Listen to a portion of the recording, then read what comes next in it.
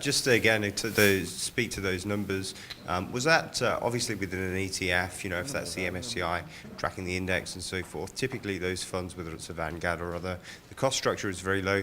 Were those sort of net returns, should we say, in comparison? Yep, so that's all those, you're speaking to, no, what's that? Do you want to sit there? Yep. All the fees are all after, it's all after fees. We've actually used the largest possible fees on that.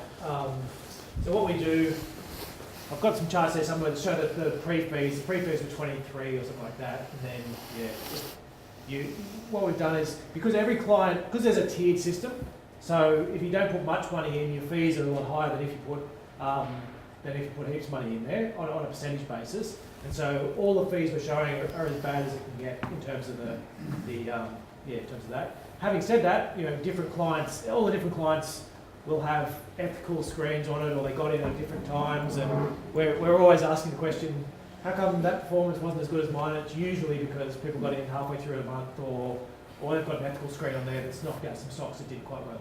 Yeah. And it looks like a very good way to deliver that. Have you thought about offering leverage or any sort of options rather than direct equities within the portfolio? Sit down and speak into Dave's chest. At the nipple, yes. Look, I don't want to use debt. It's my personal one.